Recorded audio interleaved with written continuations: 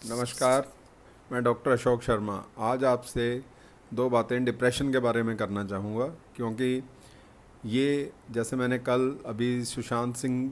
के जो एक प्रतिभाशाली और बहुत सक्सेसफुल एक्टर थे, उनकी सुसाइड की खबर सुनी और ये पता चला कि वो भी डिप्रेशन से ग्रसित थे। तो मुझे लगा कि मुझे इस टॉपिक पे कुछ दो बातें अपने जानकारों से करनी चाहिए। देखो, जो डिप्रेशन है ये एक बहुत बड़ा टॉपिक है और मेनली स्पेशलिस्ट्स का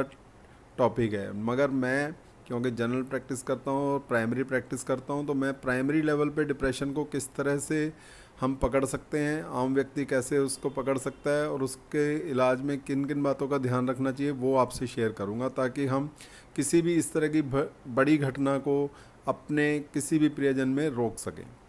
देखो, कोई भी व्यक्ति किसी भी उम्र का, चाहे वो बच्चा हो, चाहे वो नौजवान हो, चाहे वो बुज़ुर्ग हो, अगर आपको वो व्यक्ति हर समय एक उदासी से घिरा हुआ लगे और उन सब कामों में जिनमें वो पहले इंटरेस्ट लेता था उनमें वो इंटरेस्ट लेना छोड़ दे, जैसे मान लीजिए कोई व्यक्ति गाने सुनने का शौकीन था, टीवी देखने का शौकीन था, न्यूज़पेपर पढ़ने का शौकीन था, अचानक से आप देखें कि वो उन चीज़ों में कोई इंटरेस्ट नहीं ले रहा, तो आपको अलर्ट होना है। इसके अलावा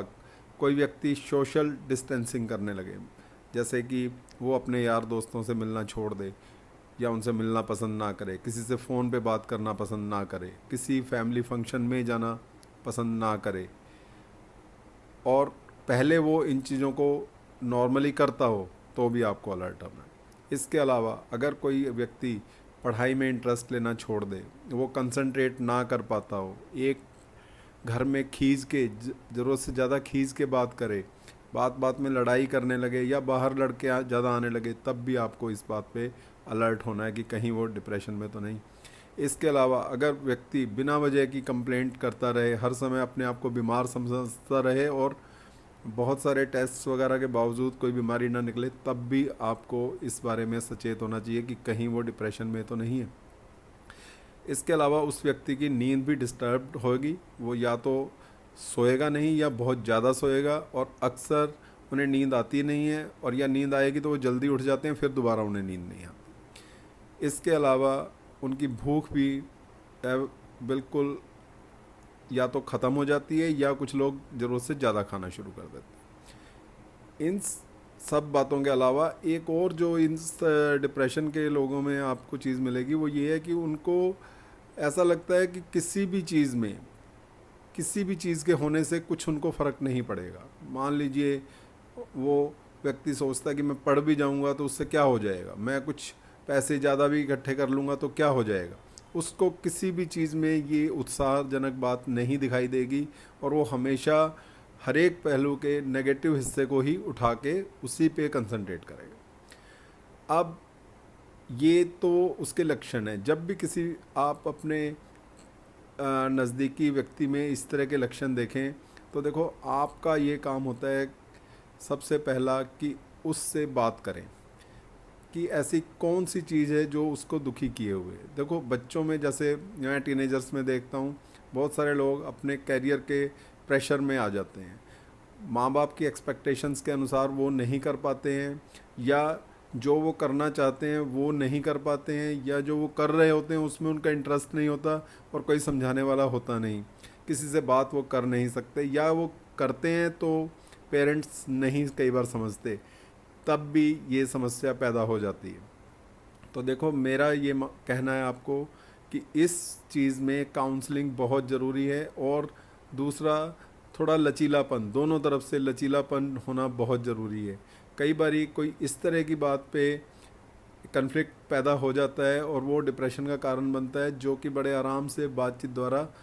सुलझाया जा सकता है। फॉर एग्ज़ाम्पल, मान लीजिए एक व्यक्ति अपने बच्चे को साइंस दिलाना चाहता है और बच्चे का साइंस में इंटरेस्ट है नहीं। अब ये एक छोटी सी बात है, लेकिन अगर इसको सीधे और सही तरीके से ना हैंडल किया जाए तो ये भी डिप्रेशन का कारण बनती है। अब जब भी कोई बच्चा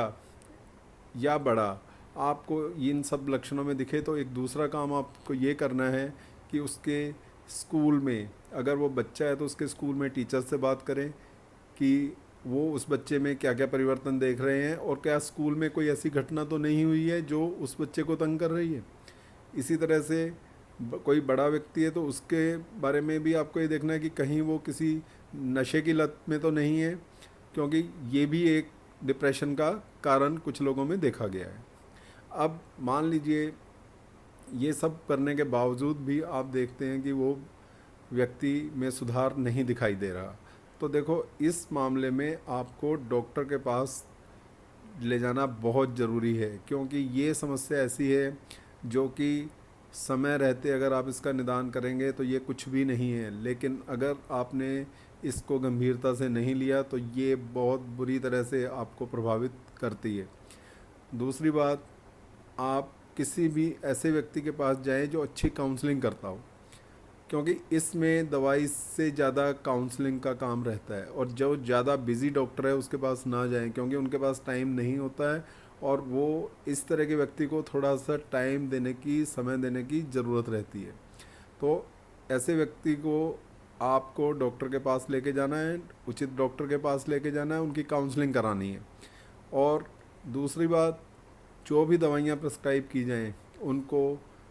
अच्छे से खिलाना है, समय पे खिलाना है। बहुत बार मैंने देखा है, मैं लोगों को डिप्रेशन की शुरुआती दवाइयाँ देता हूँ, और जितनी भी डिप्रेशन की दवाइयाँ हैं चाहे वो कितनी ही हल्की हो, उनसे थोड़ी नींद आती है। तो एक सबसे बड़ी समस्या ये आती है कि जैसे ही वो पर्चा लेके केमिस्ट के पास जाता है, केमिस्ट उसको बोलता है ये तो नींद की गोली है, मरीज़ उस दवाई को खाना नहीं चाहता, या घर वाले उसको खिलाना नहीं चाहते कि इसकी आदत पड़ जाएगी। देखो ये उन दवाइयों का गुण है कि अगर हम वो दवाई खाएंगे तो उससे सुस्ती आनी ही है, उसको छोड़ नहीं सकते हम, और इन दवाइयों का प्रभाव आने में टाइम लगता है। ये एकदम से खांसी जुकाम की दवाइयों की तरह असर नहीं करती हैं। काउंसलिंग दवाइयाँ ये हमें लगातार लेनी है, और जैसे जैसे समय बीतता है, अगर काउंसलिंग अच्छी हो, अगर दवाइयाँ अपना प्रभाव दें, अगर घर वाले उनका भरपूर साथ दें, तो वो व्यक्ति इस डिप्रेशन से निकल आता है और दवाइयाँ भी बंद हो जाती हैं। दूसरा, कई बार इसमें हमें और ज़्यादा जो स्पेशलिस्ट हैं उनकी भी ज़रूरत पड़ती है। इन सब से हिचकिचाना नहीं होता। जो ये समस्या है कि नींद की गोलियां दे देते हैं, हार्ड दवाइयां दे देते हैं, इनका कोई मतलब नहीं है। वही दवाइयां इनको ठीक करेंगी, नहीं तो ये कैसे ठीक होएंगे। अब जैसे सुशांत सिंह के बारे में ही मैं पढ़ रहा था कि इन्होंने काफ़ी टाइम से दवाइयाँ ही खानी छोड़ दी थी। देखो अगर कोई व्यक्ति डिप्रेशन में, मेजर डिप्रेशन में है, और वो दवाइयाँ छोड़ दे, तो भी डॉक्टर के पास ज़रूर जाना है। और कई बार ऐसे व्यक्ति को भी इवन हॉस्पिटलाइजेशन, एडमिशन की ज़रूरत रहती है। इनको गंभीरता से लेना चाहिए। इनमें भी एडमिशन की ज़रूरत पड़ती है, इनमें भी इमरजेंसीज आती हैं। मानसिक रोगियों की परेशानियों को आपको बहुत अच्छे से, सहानुभूति के साथ सुनना और समझना है, तभी वो इस तरह के एक्सट्रीम स्टेप्स नहीं लेंगे। दूसरी बात, अगर कभी भी आप